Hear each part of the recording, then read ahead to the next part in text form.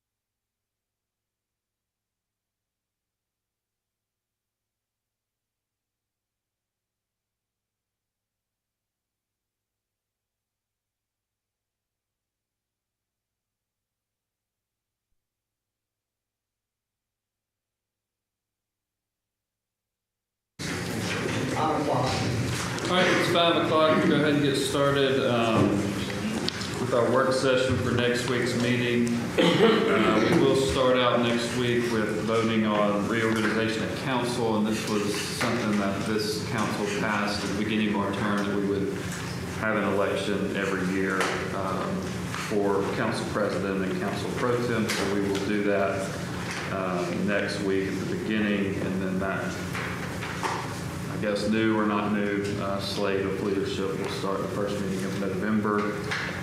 Did you want to speak, or did you and I already talked about it? Yeah, you had a couple other questions. That's fine. Just, yeah, come on. Okay. So I understand it's an annual requirement now. Will any of the duties and responsibilities that you consider like L&O requirements, will any of those change as a result of the board? It's just who holds the position. Okay.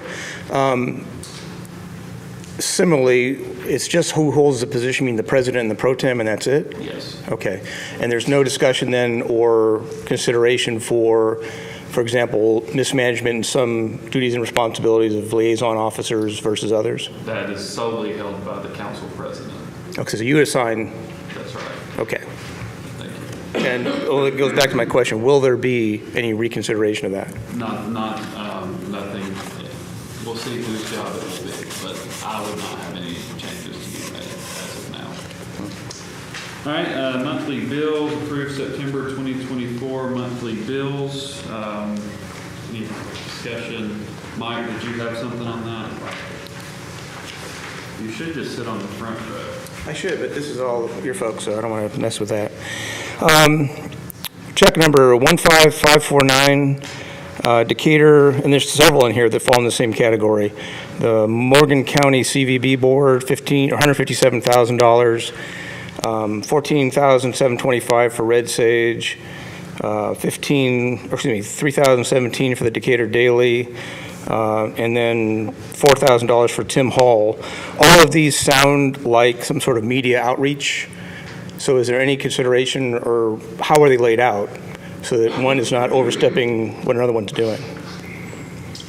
These are just, this particular resolution is just to pay those. So if you have a question about if we're going to pay those or not, that's kind of what the resolution is. But what they're for, it'd be for a budget discussion or some other discussion. Okay, let me go back then and do some detail. Okay, what are we buying with our Morgan County CVB board? What are we buying? We have an agreement with them where they get 66 or 64 of lodging tax. That's done by, I believe, ordinance. Is there any advertising or Facebook imprints as a result of that? Some of that with those dollars, yes. Okay, so that's one. From a tourism perspective, yeah. Okay, so bringing people into the city. Red Sage Communication, how does this differ in terms of its profile? It's kind of telling the stories that exist. A lot of them are individuals or different things going on. And what's their mechanism for doing that? Newsletter, website, social media. Okay, website and social media. Does that mean Facebook primarily, or what is that mechanism? Probably most social media channels. Who is running Decatur City Government page on Facebook? I believe that's Steve Garner runs that. Okay, and who does Steve work for? I think it's called Do it Do with marketing. It. Who? Do it with marketing. Is he also being paid monthly? I didn't see a check for that. He is. Okay. Tennessee Valley Media, $3,017. That's Decatur Daily, I'm assuming. What is? That's probably for advertising meetings. No, that's probably legal. But we do pay y'all for advertising meetings. Yeah. Anytime a bid goes out, we have to advertise it. Anytime an ordinance, change zoning ordinance, we have to pay for it. It's all mandated by the state. So there's some states considering doing away with that, which is There's a big push right now. Tim Hall? I think we've been over that. He was consulted by the city to help with communications, outbound. Outbound Communications. So what's the media for which he does that? Any type of communication from the city should filter through Tim's role. Okay. Well, I would offer to you, Steve Garner, in his role with Do It Marketing, what I found for the amount of money we're paying for him, There's a lot of comments that apparently get removed as a result of, I'm not sure whether the city wants to have it or not. And I would so ask that you look at whether that is a viable mechanism for public comment or not. Okay, thank you. Approval of minutes, September 30th, 2024, 5 p.m. council work session, October 7th, 2024, 5:30 p.m. council work session, October 7th, 2024, 6 p.m. council meeting, September 18th, 2024, 2 p.m. special call council work session. Mr. Faruqi, do you want to speak on the minutes? And again, this is to approve the minutes. Yeah, I'm curious how you're going to approve the minutes when on the 30 September work session notes, in the minutes, it says, quote, Mike Faruqi questioned several agenda items. Yeah. Okay. Is that an adequate representation of what I am doing currently? I'm going to put in the minutes, I hope, kind of a transcript of what's going on. I think that when we vote, we decide if it's adequate or not. So the purpose of the commentary and people coming up here is solely to allow you to make a decision, yes or no, and that it is adequate for someone to simply say, Jacob Ladner came up to the meeting. The minutes have never been designed to be verbatim. I'm not asking for verbatim. I'm asking to convey intent. Convey intent. Yeah, I think questioning several items is pretty accurate. Okay, while that is true, that is a whitewash, incomplete, and purposefully inaccurate statement. Comments at that time included a lack of a brief on Chief Pinion's plan since September 9th, requirement for all department heads to remain for the duration of the council meetings, through roll call, through adjournment, and comments on the zoning rewrite, lack of notification, or neighborhood meetings. So that was on that particular meeting. At that particular meeting, Jacob and Billy both agreed for the need to ask questions, but Jacob qualified that by stating, except that we may not have answers tonight, and that was on the zoning. And I get you. Do we have any answers today on the zoning? Not on the minutes that you have signed up to speak on. Okay, but do we have any minutes then, or excuse me, do we have any changes to the zoning regulation from last time? This is about the minutes that you signed in. Okay, then October 7th, on the agenda item, still no maps are provided for the agenda packet. So you all have the packet. It's been in the works for about 3 separate meetings, but there still, to this date, are no maps, although I'm told if I go to the little chart over there and click it on with my phone, I can get access to it. So you're all going to vote on whether or not the zoning meets requirements or not. Possibly. For That's the city. not on this agenda. You are all going to be We voting don't know that. in the near term whether or We not vote sooner rather than later. whether or not there's going to be an agenda item that does or does not include maps of how the zoning regulation is going to be provided. What I'm reviewing has maps. And Okay. that's what I'm voting on. And what us as citizens look at does not, and has not for weeks. That's what you said last time. And they are not included to date on today's agenda item as of yet. Lessons for you learn how to use the internet. Just tell the truth. And then Kyle, I do want to say I appreciate the blast brief you gave on the, All the time, buddy. Hey, can you please, if you have questions on something you want changed in the minutes, I'm open to listening. I'm asking for clarification of the minutes. Okay. We will move on to the next. I am not item. done yet. Ordinance 24-4595, pre-zoning request 1425-24, 2612 Old Moulton Road. How y'all doing today? Good. I'm doing well. Tommy Williams with the Planning Department, and this is a pre-zone at 2612 Old Moulton. And they are want to pre-zone of B1 local shopping. They have not turned in the site plan yet.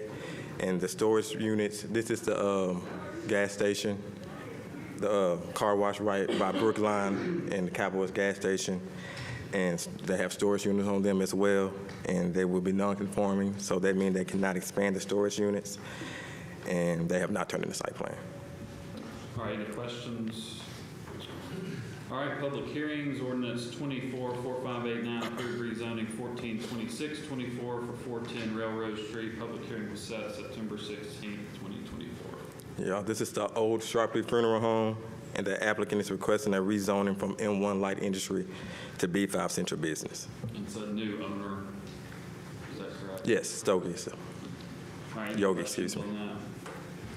All right, weed abatements, resolution 24, well, sorry, Josh, anything of note? No changes on these except for on meal, the 365 from 348 difference. That was prior to the new contractor and admin cost. That's the very last one. That's the very last one, yeah.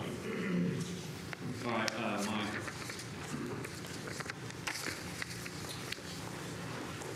Okay, we continue to charge folks for a amount of gasoline cost or cost of vehicle maintenance at, what is the rate now per iteration? The total is on here, are you talking about the total 348 is changed from 365? No. I'm talking about the itemization that we've agreed to that we're going to charge for every one of these abatements in the future. I'm not sure. Okay, I believe the mileage was like $20 or $25 per incident. I have to go upstairs and get it. Okay, so item A was 1.1 miles away from here. Item B was 1.1 miles away from here. Item C was 1.1 miles away from here. Item D was 1.1 miles away from here. Item E was 1.7 miles away from here. Item F was 1.8 miles away from here. Item G was 1.8 miles away. And item H was 1.0 miles away. So in terms of me receiving a bill for abatement, that would be an X number of dollars for every one of those. And then the last one was 6.6 miles away. Is there any way that this can be done more efficiently? Yes. I think They could. Property owners could cut their grass, so we wouldn't have to go out there and cut it for them. Or maybe the people that do the inspections could perhaps conglomerate all of those items A through I on a one trip, one kill, take them all one, take them all twice, and you did 3 times, it's magic? it happened at different times, but probably based on the time frame that's set out of when they get a notice and all those things. Well, item I, I'm familiar with because I saw that notification actually take place. And that's the furthest one away. So if you have to go all the way to that one, and it's been well over 3 weeks since that one's put out. They're all on different time frames. They don't all get notices the same exact day. They don't all get cut the same day. So could it be done more efficiently? I'm a simple kind of guy, and so if you tell me I got to do 12 different things and I can put them all in order over the course of 3 weeks, I might be able to save some money. Possibly. Thank you, Jacob. Thank you.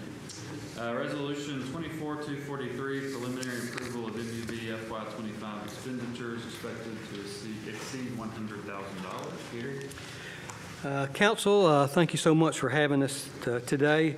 As we've done in the last several years, we've brought to you at the beginning of our fiscal year our total expenditures that are capital expenditures that exceed $100,000. And by our the way we're set up and by the state, we have to bring those to the council for your approval. And so this process, bringing the totals in our FY25 budget, helps us cut off about a month. And some of our items on here do take several months by the time we process it, put it out to bid, get all the approvals, and then get equipment back, depending on lead times on equipment and various things. So this really does help us to stay on track and get things in our fiscal year.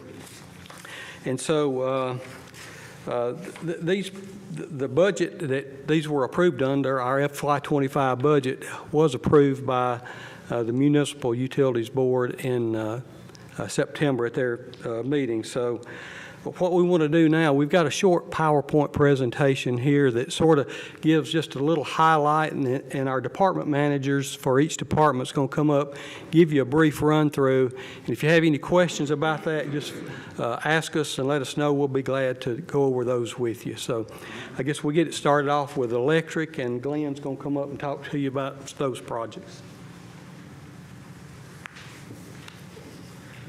Good evening. So as Gary said, I will run through all the projects for the electric department. First one I'll mention is the substation equipment. The budget is $450,000 for that. Each year we try to replace one of our older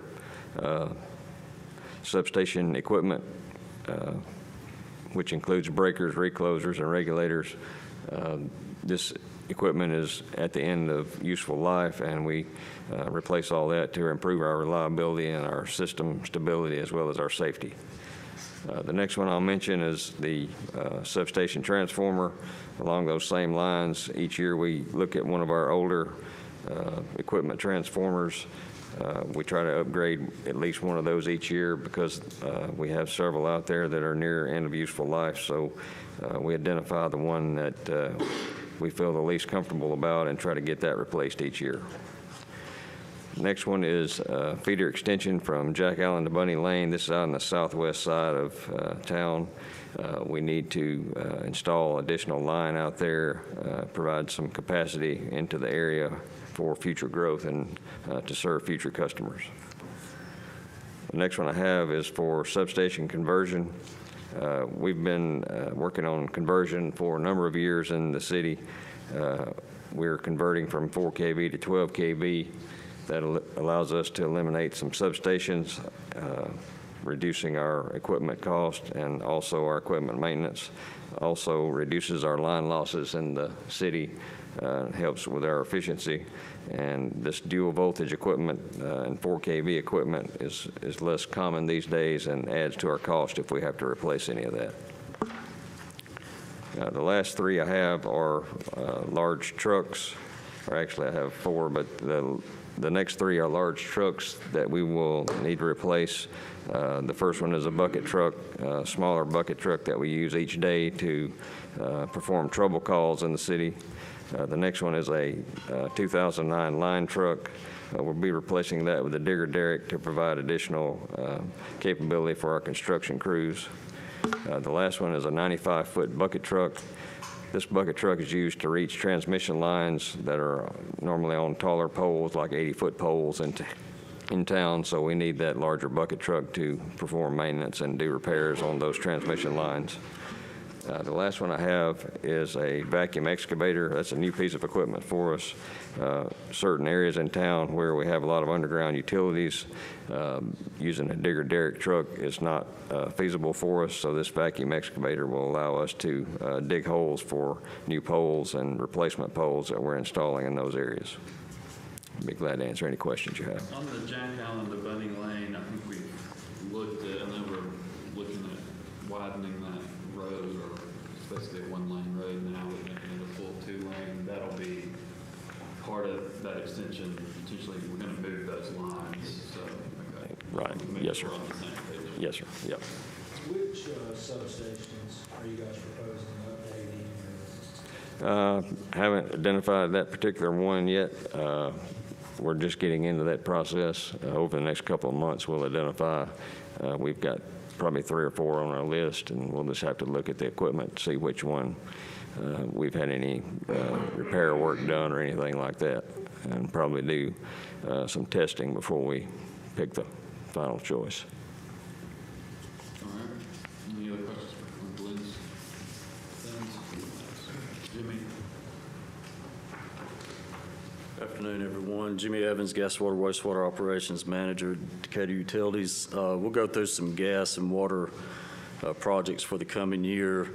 The first one you see before you is our Vine Street regulator station upgrade in our gas system. This is a station in front of our wastewater treatment plant on Highway 20. That station was built in the 50s. We have some header work that needs to be done there, along with valves and regulators that need to be changed out. And this will definitely improve the maintenance and operation capabilities of that station. The next one you see is for our boring and trenching contract. This contract is to install gas services and new mains as well. Any gas main extensions that we do will be done with this contract. It's an annual contract we do every year. The next project you see is in our water system. It's a cast iron and PVC replacement project. We're budgeting $800,000 for that project. We've been doing several small diameter cast iron water main replacements over the last several years. This is one that we have identified on Market Street. It's about a 4-block area. It's right at 2,000 feet, so we're looking forward to getting that replaced this year. Jimmy, point of information, I don't know we're going to be improving the Bill Sims bike trail, like a grant we received. Right. Okay. Thank you, Mayor. Keep that in mind. Moving to the next project, it's a project I think Carl and his group have been looking at on Upper River Road and Indian Hills Road, potential roundabout there. We will have several water main conflicts in that area. We'll have several water valves, a hydrant that could be a potential conflict. So we are budgeting money for the relocations of those potentially. The next one you see here is a 2015 Caterpillar mini excavator replacement. This will be a 10-year-old piece of machinery this coming year with over 5,000 hours. So we'll be looking to replace that piece of equipment as well. I think Tom's got some projects, and then I'll close it out with a couple of wastewater projects.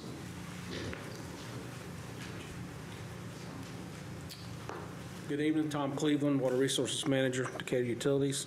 This first project is to do some improvements in our filter gallery at our water treatment plant. It's to blast the existing paint that's peeling and failing on the walls, blast that off, get it off where we don't have to go back with paint, and then we'll seal that, and then to also replace some expansion joints within the filter gallery and coat some of the piping in that particular gallery as well. The next one is potentially an on-site pilot treatment study for $1.6 million. We have completed an initial benchtop scale study through Jacobs Engineering, and we are evaluating doing this on-site pilot. We're also pursuing SRF money through the state of Alabama to do that study. This one is for the raw water intakes. It's to actually do an evaluation, inspect, and improve the intake structure out in the main channel of the river and some of the piping coming up from the river to the plant itself. This is just a bucket of money for process equipment. Includes any electrical flow meters, pumps, motors, valves and gates, and other miscellaneous equipment that we would have to use there at the plant. This is a regulatory requirement for us. We're required to do some inspections every 5 years on all of our tanks and clear wells. This would be to clean and inspect and then perform rehab on expansion joints and make sure we're complying with the state regulations. This is just, it's self-explanatory. It's to replace an aged transformer at the water treatment plant. This is a chemical pump and piping, building improvements. Again, failing coating system on the walls. We would blast off the existing paint, not go back with any paint, and then reseal that block and brick with a sealant. This is to look at doing some pilot testing on some different disinfection alternatives at the plant. We currently use chlorine. We would be looking at sodium hypochlorite and some other potential disinfection products there. And this is the old Indian Hills water booster station. It's been out of service for a long time. It was replaced by the one there in Burning Tree. We are looking at rehabilitating that station and putting it back into service as a redundant backup. And this is another bucket of money for the water tanks and the booster stations to include any electrical flow meters, gates, valves, pumps, motors, and things of that nature. And this is a biosolid storage cover pad for the wastewater treatment plant. Currently, there are times when it's raining and wet, and especially during the wintertime, we can't get loads of our biosolids or our water plant residuals into the landfill. It's just too wet to haul it in. So we end up having to store that material on a sludge pad at the back of the plant. That material ends up getting re-wetted. It has to sit there for days or weeks, drying back out. So we'd like to put a cover over that pad to keep that additional rainwater off of it. It helps us get it out of there quicker. This is to paint the methane gas sphere at the plant. Be kind of like a water tank painting project, but this particular tank just holds methane gas. And then this is a bucket of money for the wastewater plant, similar to the water plant, where we just use that money for gates, valves, pumps, motors, and things of that nature. And then again, for the lift station, same process. This is secondary clarifier rehab. We've got 2 large round clarifiers. We've got a lot of concrete spalling going on above the water levels. So this would be to clean and repair that coating system and put it back into good service. And then I think Jim's got some other stuff for you. Thank you, Tom. And then the last couple here in the wastewater department have to do with rehab, the continuation of our rehab program in the wastewater system. The first slide you see is we're budgeting $360,000 to continue our manhole rehab project. We're looking at doing 142 manholes this year. All of this will be in our Basin 1 area.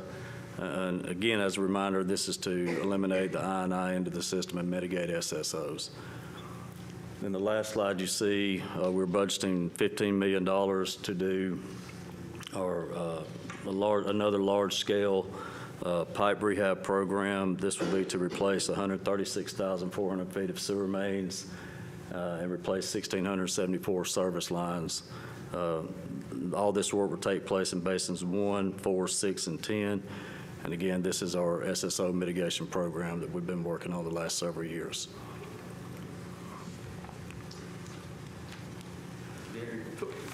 I guess I'll just sort of close with it that there's a lot of work going on in all of our utility systems. It's necessary to keep us up and keep our utilities running and operating properly for our customers and our citizens here in Decatur. I would mention that all these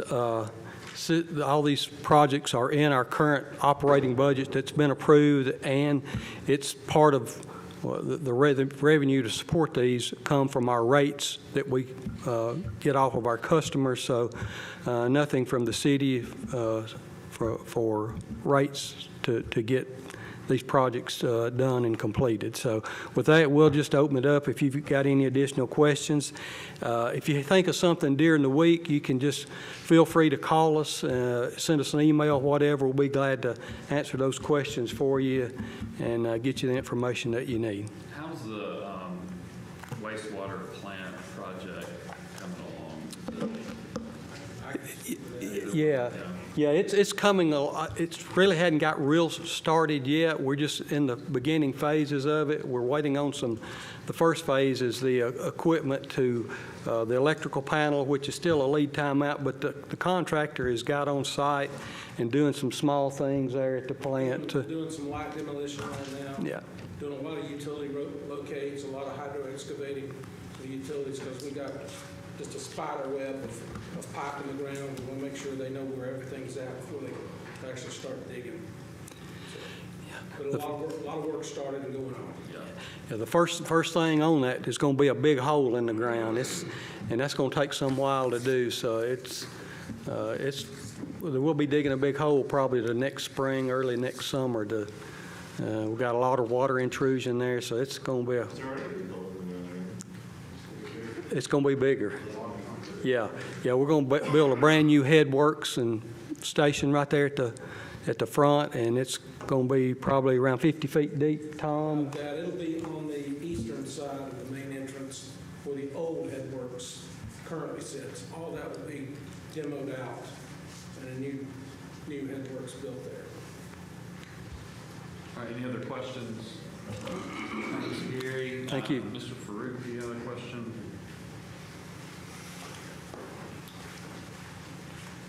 Yeah, it was good to hear this briefing. I didn't understand how that all worked. Understanding all of that project is within the operating budget for y'all? That's correct.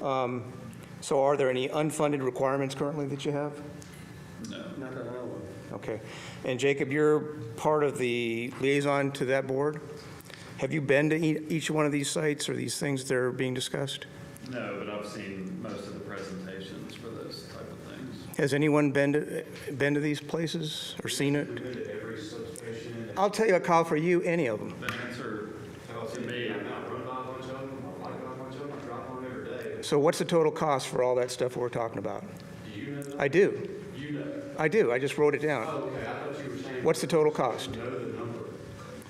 It's in the presentation. Actually, it's not in the presentation. The total cost is nowhere in the presentation, and that's my point. It's $28 million for a series of over $100,000 projects. I don't doubt that. 15 million of it is one item. Okay. But apparently nobody knew what the total amount of price was, and it's not in the document. When I read that document, I thought, okay, this is going to be a list of a couple of $100,000 projects. 5, 6, no problem. No, we wouldn't have known that because they do this every year after they approve their budget, and it's always several. There's a lot of large projects in there. And I wasn't adding them up. I mean, I didn't see any reason to do that. You see them all listed individually. Yeah, in the spreadsheet, and when you add them all up, you get to $28 million. Yeah, but yes. Yeah, it's a ton of money, thanks.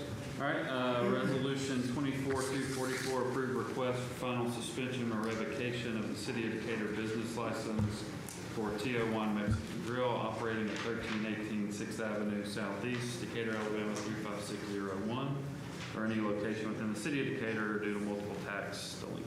Okay, Lori Revenue. I want to recap this real quick. They have not remitted sales tax or liquor tax since April of '24, and that is including all the way through August. September will be due on the 20th of this month, so before we meet back on the 21st. They've been reached out to several times, either by phone call, visits, emails, mail, certified mail. She was also given a citation by Officer Ward to go to court. She did not show up for court. She was issued a ticket for that and arrested on that.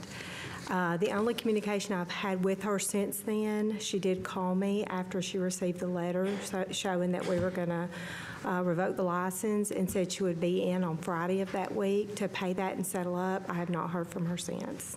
How many times, I mean, we suspended it once, she said she was going to pay, and then this happened, she said she was going to pay. It's been continual now for going on 3 years, off and on. And we're setting a precedence here. You know, if the other restaurants have to pay and she doesn't, then. All right, any questions? All right, resolution 24-245, vacation 551 for Flint Church of Christ. Tommy? The applicant is requesting to vacate .22 acres of land. The land is currently vacant. It's an old right-of-way, and it went before the city council, the planning commission in September.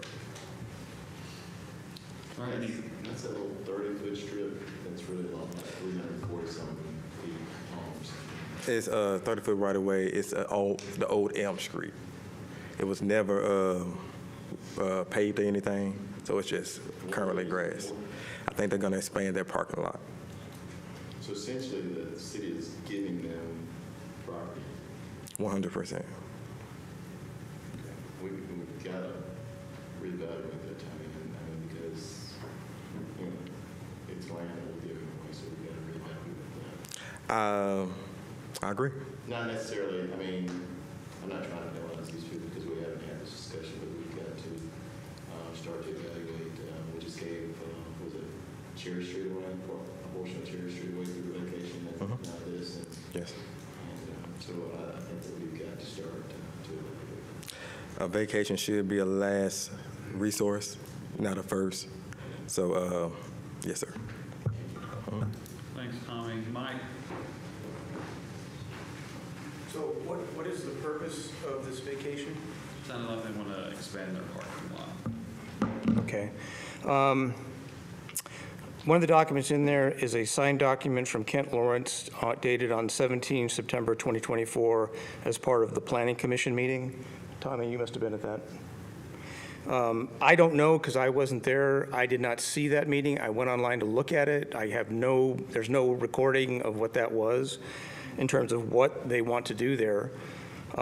It wasn't televised, so there's little background for any type of public consumption on what we're doing with it or what they plan to do with it.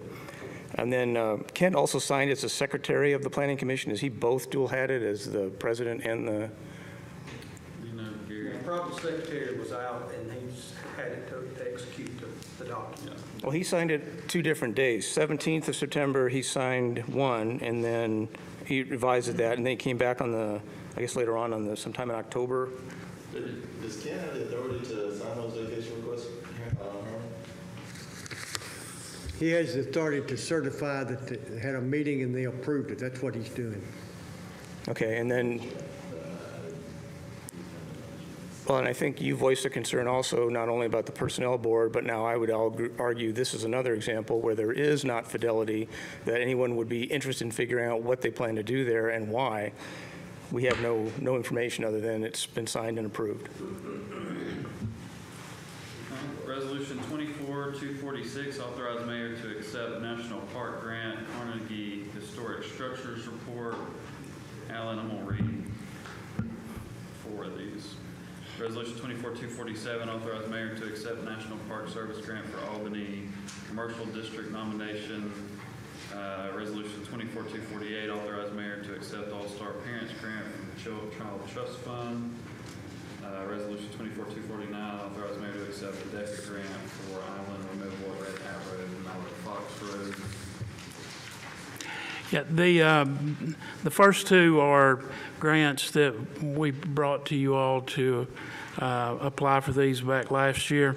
We have been awarded, so we're just asking that you accept both of those. The All-Star Parents is our yearly grant that we get for DYS. And then the item G is just housekeeping. Y'all approved that back in April. This is just, but it was approved as an appropriation. It actually came through as a grant. So auditors asked that we have y'all approve the grant approval. Okay. All right, any questions? Yeah, Alan, on E, National Park Service Grant, remind me for Albany Commercial District, what does that do?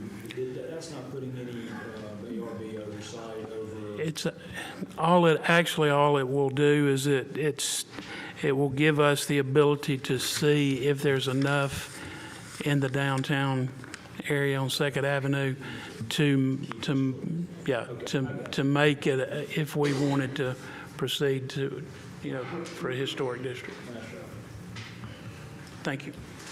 Mr. Faruqi.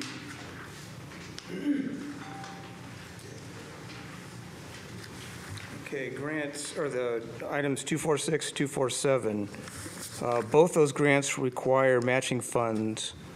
Were those funds budgeted in the communications or in the community development budget? Yes. Okay. On 248, what will $77,000 be used for, and how is that going to be distributed? Sorry. I think you just asked that question. Or no, are you talking about the DYS one? Sorry. It goes to DYS, and Brandon's not here, but that'd be a question we could ask Brandon, is how they use that particular grant. We do it every year, probably for how long? It's actually for employees. It mainly pays salaries for employees to do those activities. Okay. That's for specific roles. Yeah. Okay. Gets parents involved in children's non-custodial parents, I believe. Well, it sounds, the title, it does not relate to what that's about then. We can ask Brandon what he uses that for. Okay. Did we talk about 249 already? Let me look back. Is that the? Yeah, so, and Alan explained it. Basically, we got an appropriation from the state for that project for ULA, I believe, to remove that island there. And it was actually a grant, not an appropriation, so we just have to approve it. It's just a pass. The city being the conduit to get the money to get the project done. So the governor signed an authorization to the mayor on 30 May, and then at this resolution, we're now going to use that $85,000 for this island. Okay, now the island is in the middle of freaking nowhere. I mean, the amount of people that would impact is like. Yeah, the purpose, I think, is just for large equipment, I believe, that has to maneuver out there. Yeah. It's for ULA to get their rockets to the dock so they can float them down to. It's a really large equipment. Yeah. Very, very large 18-wheeler that carries very large rockets. Okay, so all of that was nowhere near information in this resolution. So I think we probably need some transparency and clarity on how these things are produced, because we still don't know that money for salaries is part of that resolution for kids and parents and things. or that ULA rocket is the main purpose for the $85,000 grant. All right, resolution 24-250, approve additional funding for Point Mallard indoor pickleball and indoor tennis facilities. Yeah, thank you, council.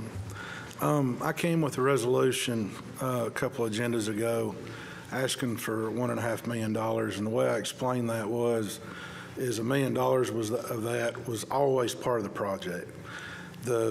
It was always 2.5, 2.5, and 3.5 for the event center. So one was just a clarification of the original resolution. And the reason we asked for that other $500,000 was for the fire suppression, which at that time they projected at $600,000. We're over $100,000 ahead on the project, so we asked for $500,000. So then, of course, the next one you got is $152,000. So luckily, it came in under what the projection was.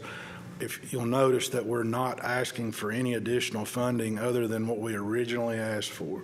We can cover the $152,000 in the original budget based off of the numbers that we have right now, and we feel comfortable doing that. So we're asking for nothing more than just to clarify what the original resolution was. Do you have I, or does somebody next item? Jeremy. Okay. Yeah, Jeremy. Yeah. All right. Any questions on this item H? So just to clarify, I just want to be, because I was involved in this conversation whenever that was, over a year ago, well over a year ago. We originally had thought in the very preliminary plans that there would be pickleball at the new rec center at Wilson Morgan. Correct.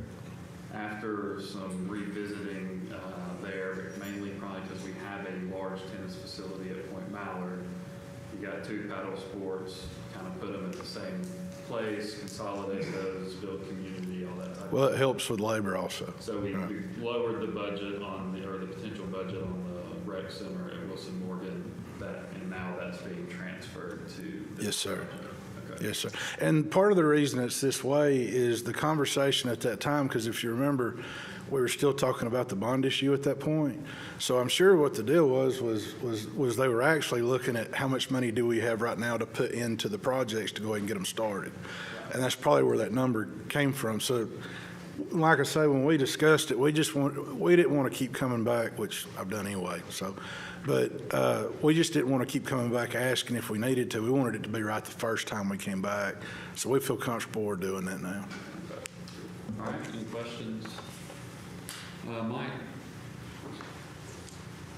Okay, so everybody's comfortable now that we got a feeling for how much this thing's totally going to cost. It seemed to me, as a lay viewer of this process, that not everybody was talking to each other in the development of this project. For example, some people were willing to throw building inspection under the bus. Some people were willing to throw legal under the bus. Some people were willing to throw Parks and Rec under the bus. My point is there a cohesive process that this body and the mayor understands that this will be the future of how we do these? Yeah, I would, I think it's a valid point in that I do think I hope we learned some lessons from the kind of surprise at the end, fire suppression. The rest of it really kind of was in the beginning. This particular item was, but you're speaking to the fire suppression. We should have known that earlier on. So I do think there's some lessons learned. I think Jason would say the same thing as far as making sure we know all that earlier than having a surprise at the end. So who have we pinned the tail on the donkey for? This is your responsibility. I wouldn't pin anything on anybody. What I would say is I hope we learned some lessons on how to.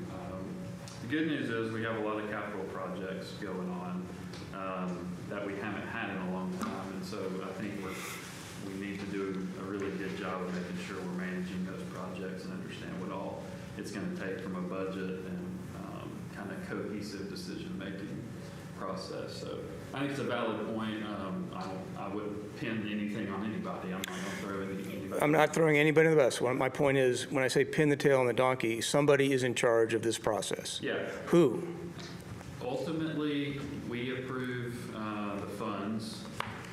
So I think everybody involved has a role to play. how it's managed is probably a decision for the mayor and the directors. Is that fair? That'd be fair.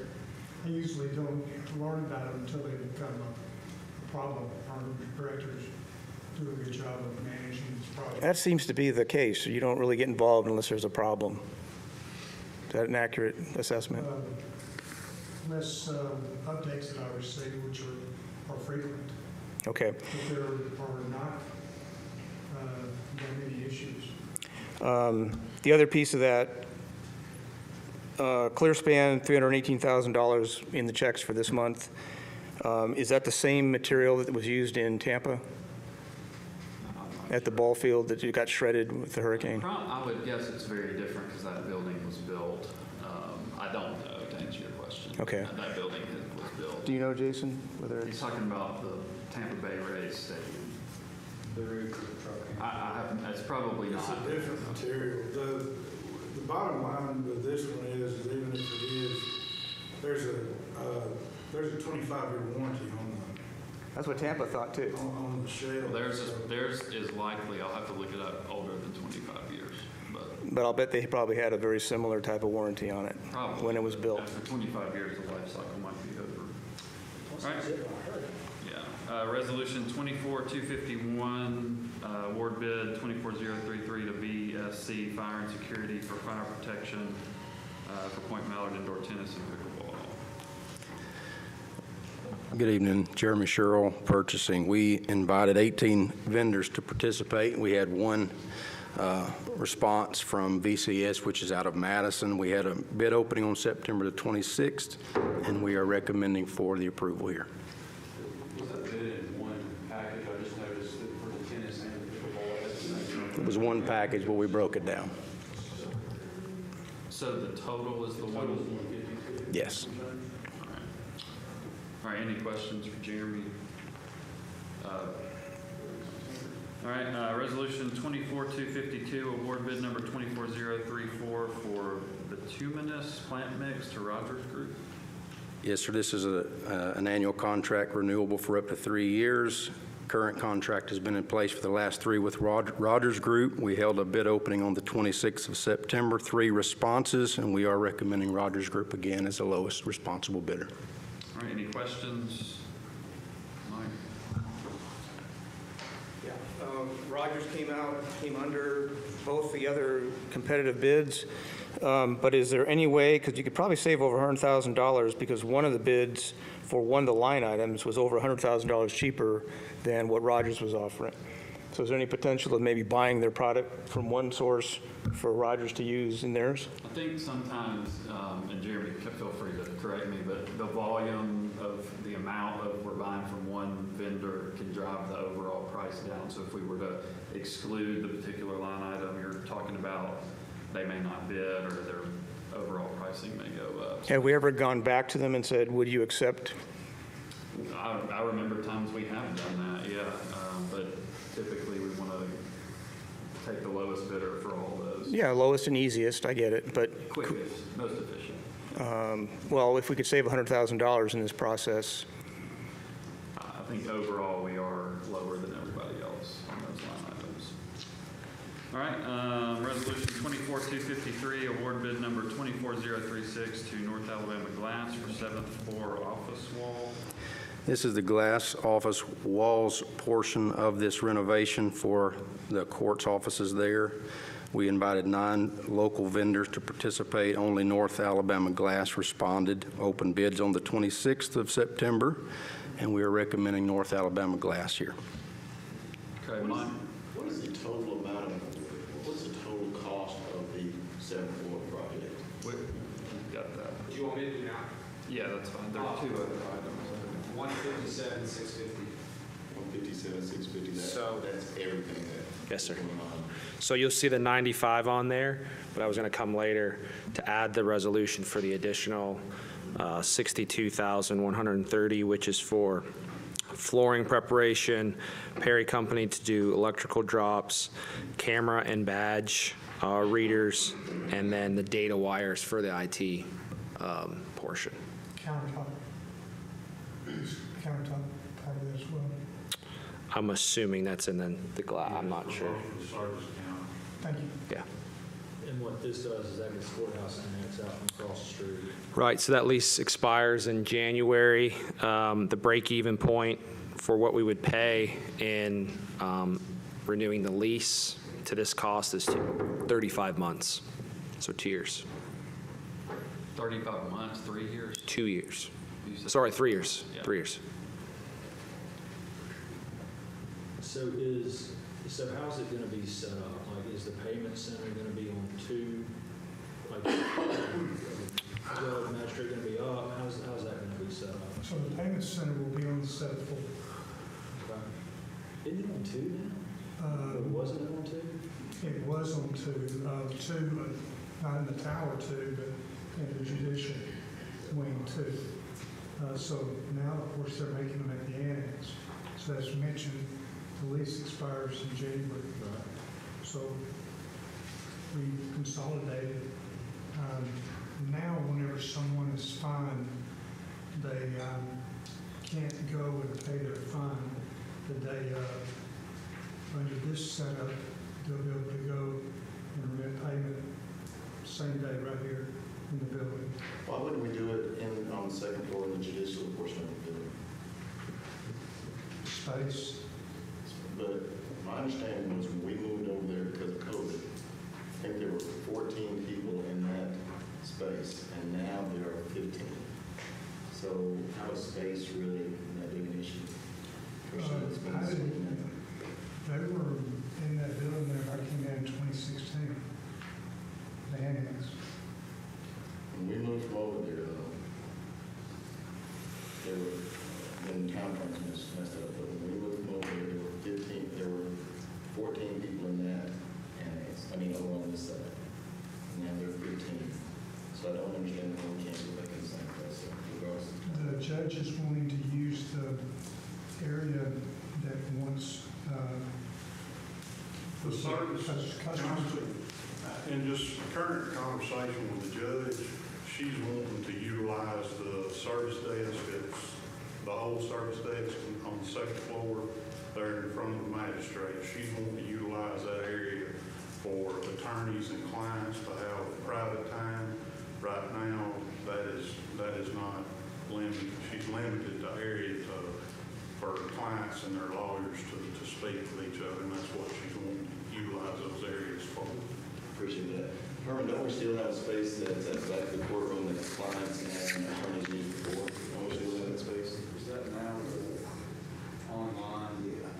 That's an online docket area now. Virtual docket? She wanted to be here tonight. She had a conflict. And we need to get out of that building. If we're going to move out of the annex, which I didn't think that the annex was a great expenditure on us, but more than we should have spent. And if we're going to do that, we should move out of this building as well. But I think we have a space there that I feel could be retrofitted to a certain purpose. And I hate speaking for the judge, but one of her main concerns is some of the sizes of the dockets. That area up there gets very congested, and you've got people coming in to pay fines, and you've also got people waiting outside the courtroom for their name to be called. So that's some of the concerns there. I can appreciate that, but what's going to happen with congestion on our elevators? I do see that. So we've got 2 elevators that go up to the 7th floor. That's correct. And that's going to become really congested, and we're going to have employees coming and going, and we're going to have people who are trying to pay fines. I just think that we should have looked at this, and I'm not addressing this to you, we should have looked at this more in depth before we started making changes to the 7th floor. All you got to do is vote no. Oh, that's what I'm probably going to do anyway. Okay. What's the, is it $4,500 a month or so? It's $4,043. Okay. And, My math. It's got a yearly escalator, doesn't it? well, last time it went up 10%. So if you assume the same will happen when we renew the lease, assuming it's 10%. So I'm just clarifying, the rent would not go up on that building. That's what we were told. It would not. Would not. The thing is that quite often, and it might not be that often, more often than we need it to happen, we have one elevator working. And when we have one elevator working and people are trying to go to the 7th floor to pay fines, and then we've got employees that are trying to get up and down, it's going to create some really tense situations. So I don't know if this thing is well thought out. And I probably, if I did vote no, Mayor, it still doesn't make it efficient if the council votes for it. I do want to add that Judge did mention that this would allow her staff to work and communicate together more efficiently than when she had folks across the street. I'm sorry, say that again. She made a comment about how this would allow her staff to work better and communicate better than having them split apart currently. Efficient for the department. Yes, sir. And again, I think that we should try to do something on the second floor. Sure. To the tower. Do we think Judge would entertain that idea? You know, looking at that maybe? We discussed it, sir. Okay. But you know, I respect the judge's opinion, but it's our duty to make sure that we use this building in the most efficient way. It's not the judge's responsibility, it's ours. All right, Mike.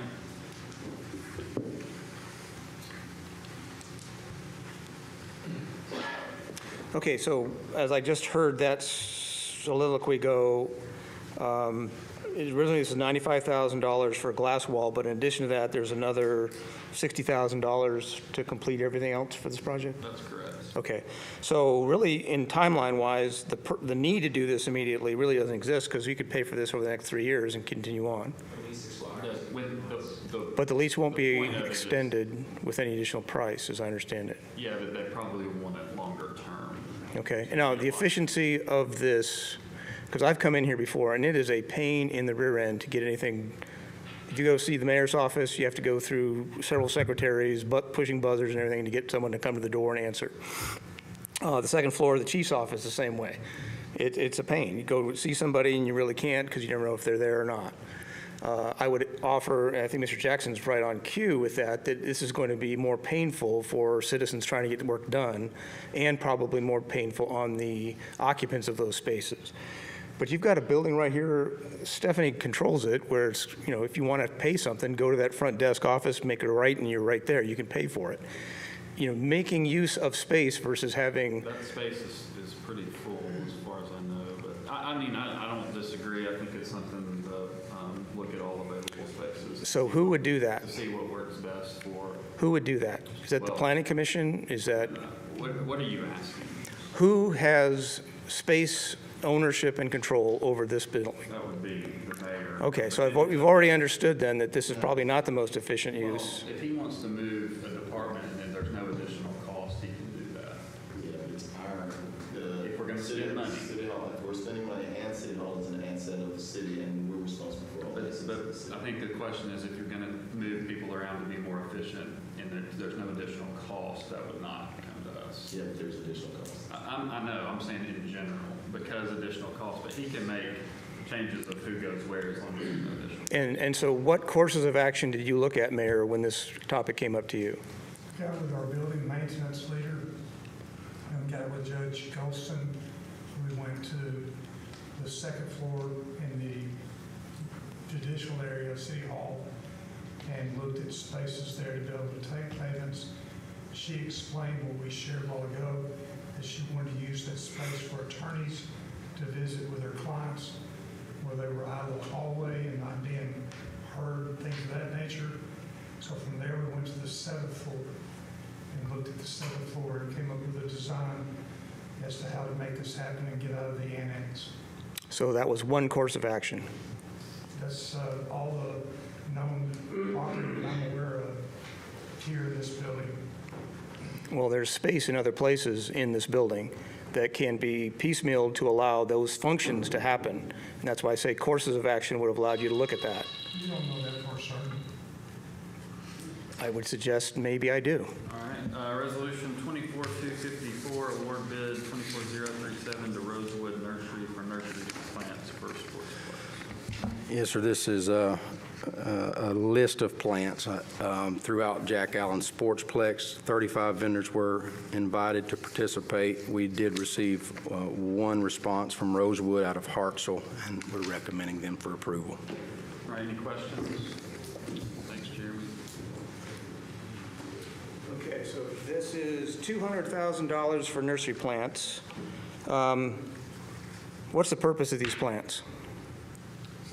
It's a new sportsplex, so beautification, part of any project like that. So of the nursery plants that you're going to buy, what's the maintenance requirement for these plants? Are they low maintenance, high maintenance, watering every single day? Can I speak to that? Yeah. There's a berm in between two properties. That's by code.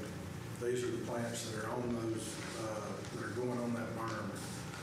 We went through with the people that are doing it, and they actually went through and planted just to see what it would look like. We went through and evaluated all those plants that are there to make sure that they'll be good to be there in the way that we're going to put them there. So that's what those are. And maintenance, Jason, would be similar to how you're maintaining Jack Allen and Wilson Morgan and whatever else. Yes, sir. Yeah, we wouldn't put plants there, but we're not going to put something there and let it. Yeah. Okay, so there's a watering requirement. There's going to be watering. Probably irrigation in that area. So that's all part of this, or that's just plants? That's the plants for that berm. Okay, so we know what the total cost will be for this project? The whole project budget was around $17.5 million, I believe. Oh, never mind then. Shit, you're going to spend a lot of money then. Got it. All right, look, I know Warren and I see Craig, I've talked about it a few times. We're not going to, no more profanity, or you're not going to get to speak anymore. All right, resolution 24255, approve agreement right of way for Aldott on 6th Avenue project agreement. Yeah, this one and the next one are two agreements for our 6th Avenue project. One of them's a maintenance agreement, so when we put in the sidewalks, we're responsible for maintaining it, and the other one's a agreement with them to do the project. All right, any questions? We do have one, Mr. Perucci. Okay, this is a proposed raised median along 6th Street between the bridge and Prospect Drive. It's like less than a mile. Yes, I believe that's right. So what is the purpose of that median? So this has been in discussion probably nearly maybe over 4 years now, actually well over 4 years. And it's a beautification project for 6th Avenue. Okay, it's less a safety issue than it is a beautification. It's actually primarily safety. Well, you just said it was a beautification. But there also is beautification. Okay, so it's... Yeah, you're right, you're correct. It's all three. Okay, all three. Say again, what are the three? Traffic flow enhancements were part of that project. In that area, there's a whole lot of traffic lights. I don't really like traffic lights. Well, from Prospect to the bridge. Removing three is actually in this project. They're actually on the south end of this project, but the safety part of this that we've already approved and some work's already been done was removing some power poles. Right, that's already been done, right? For the most part. Yeah, we removed the line, but the poles, the utilities will go underground, so when you have poles right next to busy road, that's a safety issue. Okay, so when the mayor and I talked last in his office, and he gave me his conference room, he showed me this beautiful diagram of what it's supposed to look like with beautiful trees flowing on both sides of 6th Avenue. What are the costs involved in this project? Well, so these permits had to be obtained before we could go to bid. Okay, so what's the projected project cost? I think the idea is $8 to $10 million. Okay, so $8 to $10 million to put basically lipstick on a pig, which is that intersection and that couple of drives? No. Okay. Literally safety, traffic flow, and beautification. Okay, because as it was portrayed to me by the mayor, it was designed to beautify that look as you're coming over the bridge. That is certainly part of it. Yeah. Okay. Yeah, thank you. All right, resolution 24256. Well, did you get that one? Right away for Aldott on 6th Avenue project maintenance. Yeah. Resolution 24-257, approve Riley Bridge Company Incorporated, Washington Street Bridge repair. Yeah, through some of our bridge inspections, we found some maintenance on the Washington Street Bridge that needs to be done. And I got a quote from Riley Bridge, reached out to Miller & Miller also, they didn't respond, so I'm asking for this monies to do this bridge maintenance. Are we going to close it? I don't think so. Most of the work's underneath. All right, any questions? Ordinances, first reading, ordinance 4596, annexation 37824, 5.06 acres at 2612 Old Moulton Road. This is the annexation pertaining to the pre-zoning that we heard earlier. Do y'all have any questions about it? So this is annexing the pre-zoning. Correct. All right. Any questions? Mr. Faruqi? So what's the purpose of that annexation? Is that the one, you want to speak to that while they're... Well, he hasn't turned in a formal site plan, but he did say he would like to have a laundromat at that location. So it's an annexation request, this item, and the pre-zoning is for what Tom said. So it's going to be a laundromat? That's what he wants to do with I didn't it? say going to. I said he did not turn in his site plan, but he did say He requested the annexation. correct. So the guy that wants to put in a laundromat is requesting the annexation? Potentially, but so the pre-zoning we talked about earlier is for this same property. Pre-zoning, he wants to make sure he can get the zoning he wants before he annexes, right? So if we don't give the zoning he wants, he may stay outside the city. So what is it currently zoned as? It's outside the city. This is an annexation. That's where there's a property outside of the city that you actually bring into. County doesn't have them. Okay. So now it says Pat Kirk is a general contractor seeking to do business in the city, and possibly this will be a laundromat. Is that how this works? Potentially, but it's very dangerous, in my opinion, for us to assume that, because there's a lot of things that can go into zoning. So we can't say when he's coming in, he wants a pre-zoning of a certain zone where potentially a laundromat can go. It could be a number of other things. Now, has this gone to the planning commission yet, or is it? That site plan has not been formally turned in, so no.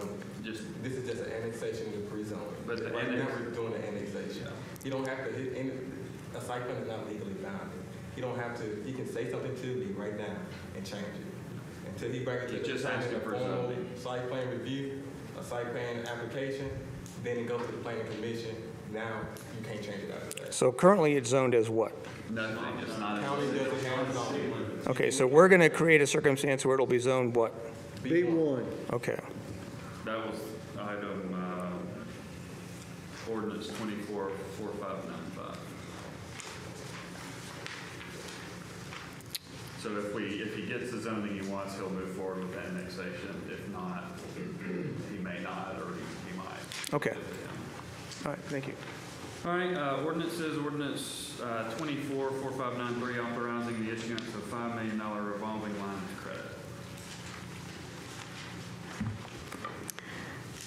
Good evening, Council. I'm Lisa Terry with Decatur Utilities. This is the renewal of the $5 million line of credit. It's been in place for a number of years. The original issue was February 28th, 2014. The term is 2 years. It has a tax-free variable rate equivalent to the Wall Street Journal Prime minus 1%. Any questions? Any questions? Thanks, Lisa.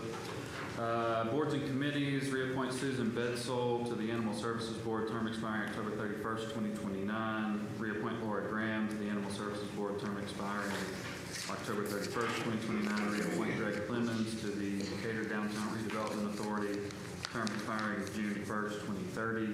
Reappoint John Joseph to the Decatur Downtown Redevelopment Authority, term expiring June 1st, 2030. And mayoral appointment of Ross Terry to the Planning Commission with term expiring December 31st, 2026, filling Joseph Wynn has resigned or is resigning from the Planning Commission. We certainly appreciate Joseph's service to the community. Do you have anything else on the board appointments? All of these are either a first appointment or second term. And then there are others that have presented to you all. yeah, there are others that either would have a third term or we need to find replacements, and we'll continue to do that. So Mike, did you want to speak on the boards? Yes. Okay. What are the qualifications of these board members? I'm not going to go through each one of these, but typically when I can only speak for myself, but we get an application, I can speak. Most recently, library board, we had a lot of applications. I had my district member resign, and so we had to fill it. Got some applications. You look at the resume, talk to their references. This woman in particular had experience in library science and some education there, but it's different for every role. So all of the folks that have already been looked at, has everyone on this board or on this panel seen these people's resumes? We get sent, I can't speak to if they're opened or not, but we do get those sent to us, yes. But to everybody gets a copy of that? Yeah, the whole council. Okay. Ross Terry, he's being nominated by you for somebody who's leaving. Yes, sir. What are his qualifications? Ross is in banking. He has been exposed to planning through a relative throughout his lifetime here in Decatur. Ross was interviewed by the Planning Commission chairman, the vice chair, and myself. So we had a lengthy discussion with him, let him know what he was getting into, the importance of being able to attend meetings. There is a learning process. There's training. And he has the support of his employer, to include the local president of the bank and the HR department. Final point here on boards and committees, because when I saw that, I got a little excited because under, what is it, the September 2022 revised selected readings from the Alabama League of Municipalities, it mentions specifically boards and committees, and under that guise, board meetings, reports of standing and special committees, or reports of officers provided routinely during these council meetings. So I haven't seen anything coming from either the Animal Shelter Board, the Planning Commission Board, as an item or agenda item on anything in this council as long as I've been attending. That's why I'm sorry I didn't catch your last word you said. As long as I've been going to these meetings, there has been no board, committee, discussion items brought forward to this board, to you. It's supposed to be. Planning Commission, we get those almost every week. Well, they're not part of the agenda items that I see. I'm not sure what I would just disagree. There are boards absolutely that we don't. There's actually some boards that there's a bingo board. Like, I don't think they've ever met, but they could. There's a tree board that has never had a meeting. I think the construction industry board really doesn't meet unless there's an issue. So it just depends on the board. Every board's different. But planning is probably the one we see the most. Well, each of those boards, according to that revision for the Alabama League of Municipalities, they suggest it be part of this process as an agenda item, so those boards can come up and talk to all of us about what they're doing. The Animal Shelter Board, what are they doing? And there's differences in boards. I'm not going to get into it, but there's advisory, and then there's governing that can actually make decisions like personnel or planning. But there's a lot of advisory boards that are different than that. So, that's all I've got. Also, the minutes for that personnel board, I still haven't received a copy of those. I don't know where they exist. She would be the one to release those, but I'll ask you about that. All right, Kyle, you already spoke. We're going to add those 2 items. Anything else from directors? Yes, sir. I just wanted to make a statement based off of something I heard earlier, is I never want anybody to take criticism because of me or because of Parks and Recreation. The relationship that we've had with Tommy and with Dane and Belden and our CFO and his crew, we wouldn't be anywhere close to where we're at as far as getting this stuff done if it wasn't for the help that we've gotten from them and guidance that we've gotten from them as far as what we need to be doing. I don't mind taking, look, You're right. I've never done any of these projects without learning a whole lot of stuff. The biggest thing I've always learned is you can't be successful if you aren't a team player and you work with the folks that can get the job done and don't worry about pointing fingers, just get the job done. And that's what we're going to do with these. And I feel comfortable in the team that's doing it and how we're going about it. Now, are there going to be uncomfortable conversations at times? Yes. I've never worked on a project that didn't have them. And these will have those as well. But I do feel comfortable that, just like over the years, is people in Decatur have made good decisions that's best for the community, and I feel like we'll keep doing that and come up with good projects. Yeah, and my only point was, I think that through this process that we kind of get to the end and we need a fire suppression thing in these buildings that we didn't know. I think I'm speaking to myself too, we learned a lesson. And that's not your fault. And I think we've all learned that lesson, right? And I think you only get better. Well, you gotta learn from any of these things you do like this, and you gotta learn from the people that are involved. I feel like we've done that, and I'm proud of the way we've done that. Thank you, Jason. All right, we will move into our public comments, and we'll do our regular time frame.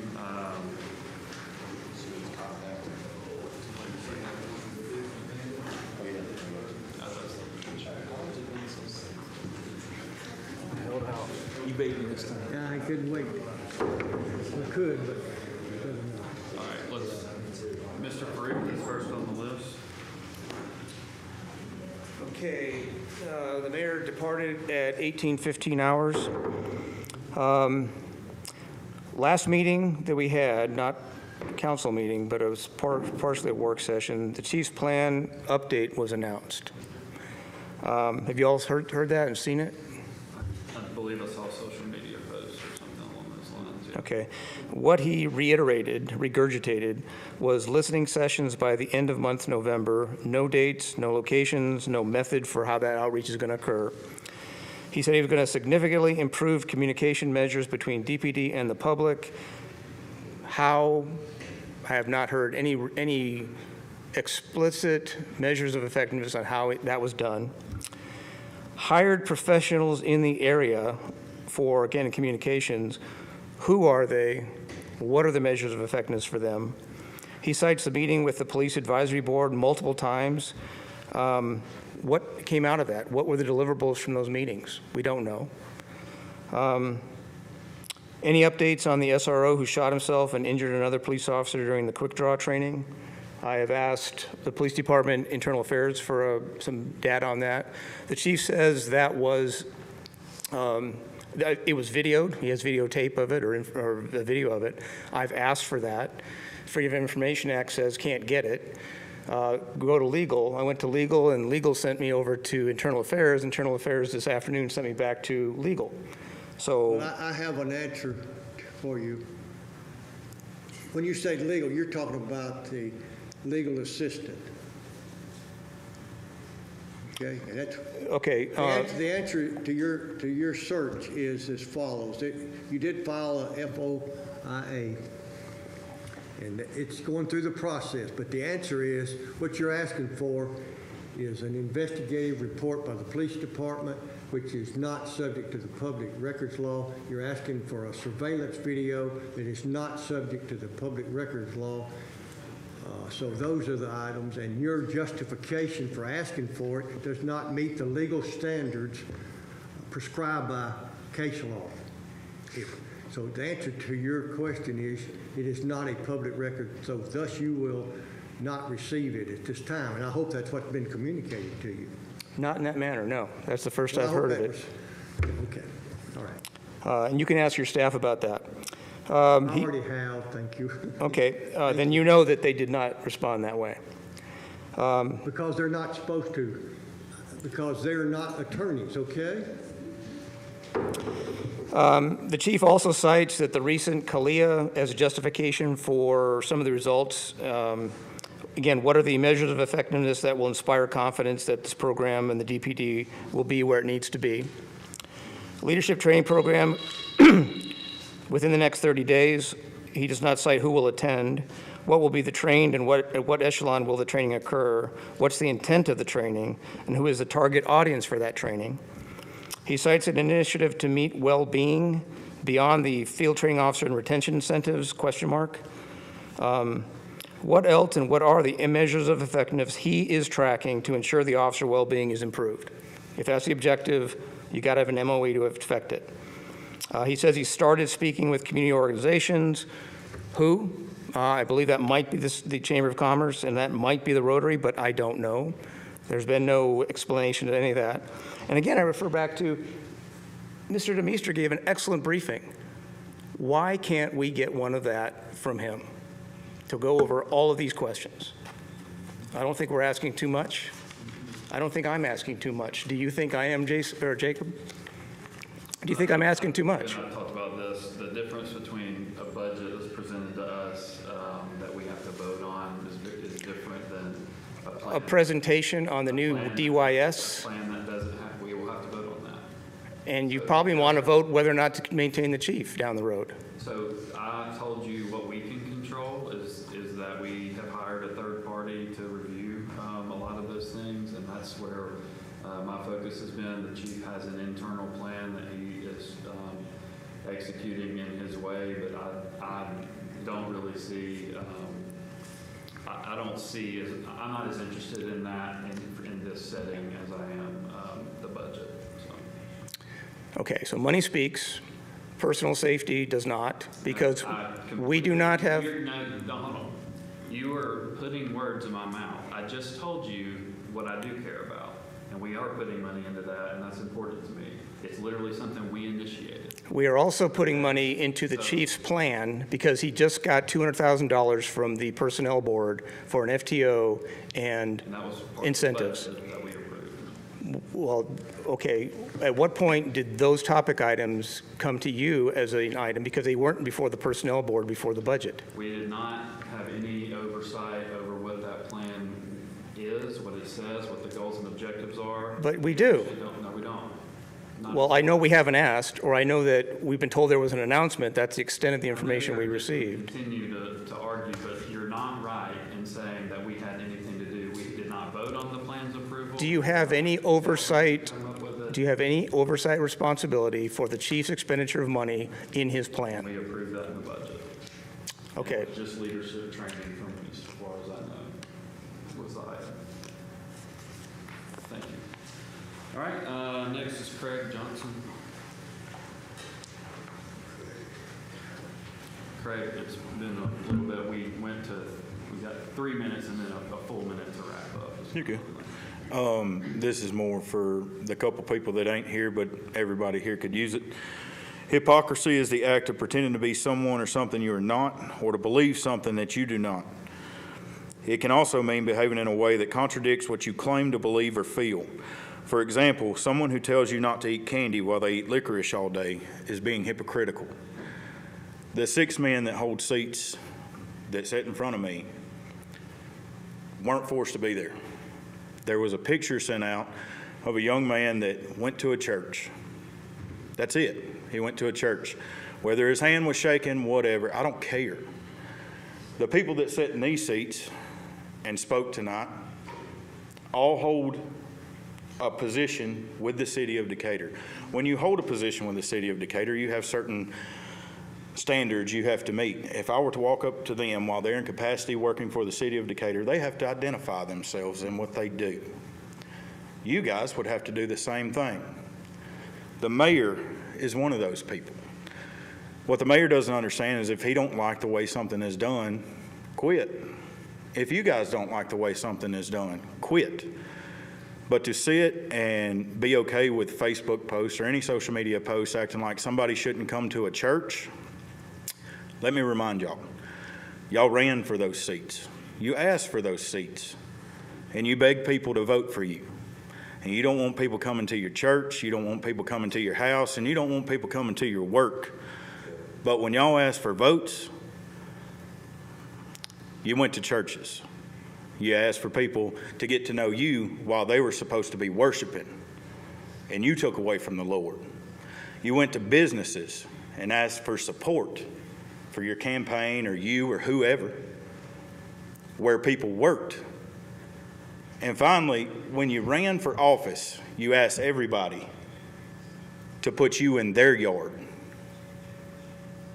So if we're going to sit and do all that when we run, let's not get upset when people come to your church, your business, or your yard when they're upset with you because you were trying to pass along a message the first go around.